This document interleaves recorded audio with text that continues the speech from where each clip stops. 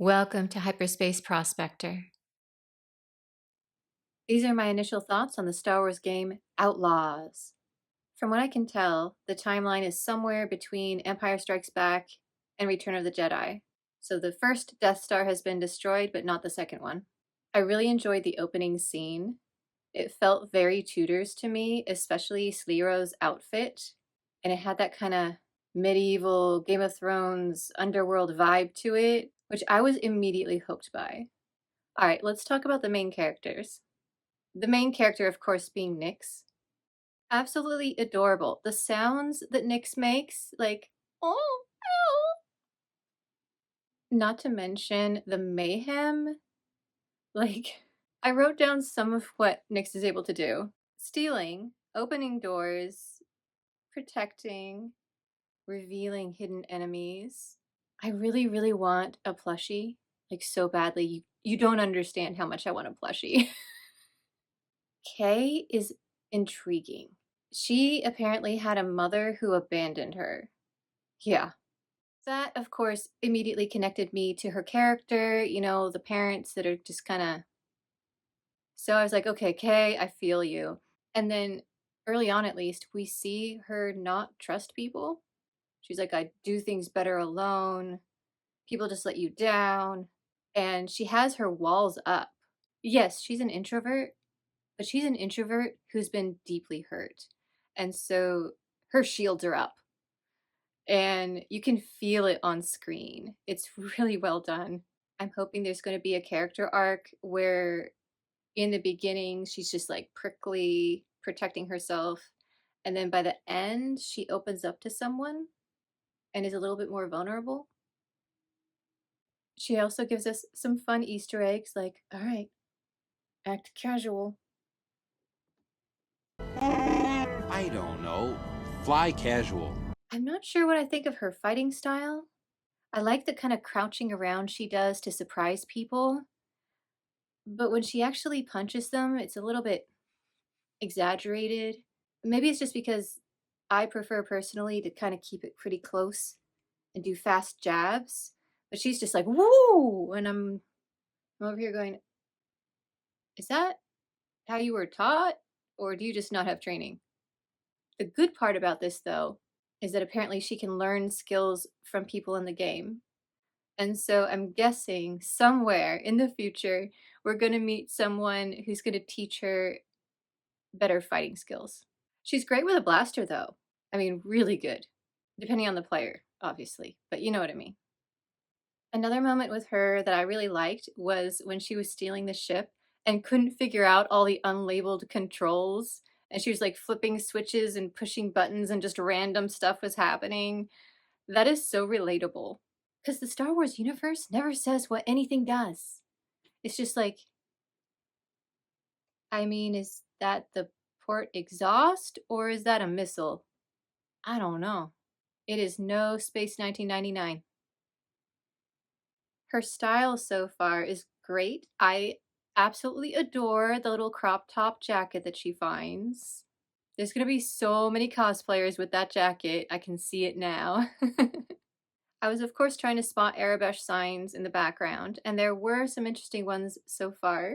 We got a tourist poster of the Hidden Mounds on Toshara, rooms for rent, and employment of join the family of bartenders.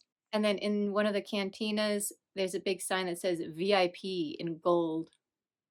Speaking of bars and clubs and cantinas, the music is hopping. The main orchestral background is not quite the level of Jedi Survivor, but where the soundtrack shines is the cantinas. Oh, yes, the bands here are lit. Yeah. Oh, I made a note. There are Twi'leks everywhere. I was so excited because I am working on a cosplay for one right now. I'm doing the Leiku, and I kept pausing to be like, how are they doing the headdress? So if you need Leiku design inspiration, play this game. They are everywhere. I really enjoyed the Canto Bite sequences early on. from the club to the fireworks going off and all the pink and blue lights that hit the streets of the worker district as a result. And you'd just be running around and there'd just be fireworks, fireworks in the distance. And then the palace thing, oh my goodness. Gorgeous at night with the fountain and again the fireworks. Keep an eye out for the droids too. There are some great background droids in this. I knew from the trailer that I would love the speeder bike, and I did. Oh yeah. And then once you get to Tashara, all the like Hollow News and Hollow Network stuff going on in the background, I could just stand and listen to it. It was fascinating, like all the distant news of what's going on, like Corellia, and then the local news. There is so much detail, and the graphics are fantastic. But we got to get to the best part of the game so far, and that is the Kessel Sabacc. It is so well done. There are clear rules to walk you through how to play. The illustrations and artwork of the cards are just great. I want a deck now. It is so compelling. And then apparently you can kind of just wander around and get extra stuff as you journey through the galaxy, including more cheats. Speaking of cheats, you have to watch yourself. Like, you cannot trust people in this game. Mm-mm. Everyone is out to make a quick credit, and they will trick you. You've got to pay attention and make good decisions. Things like who do you bribe? Who do you not bribe? Who do you pick in certain situations who will have your back and not just leave you?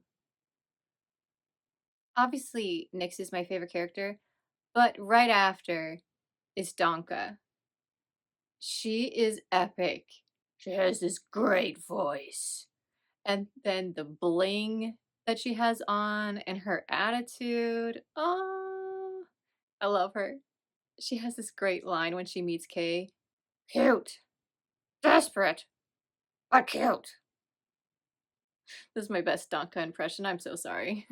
That section of the game felt a lot more like Firefly meets Blade Runner. But we gotta talk about the spotchka recipe. Nice little Easter egg for Mandalorian fans in there. They actually had one. I mean, it doesn't really help us IRL to make it, but in universe, I now know how to make spotchka. My journey is complete. We can stop playing the game. It has peaked. Okay, okay. And then Kay was all disappointed, like, "Ah, it's just a recipe." And I'm like, just a recipe? First impressions, this world is so detailed and the landscapes are spectacular. You can just sit in a chair on the street and just watch, and there will be like droids going by and people and conversations. There's a scene in one of the cantinas, and it felt like Casablanca.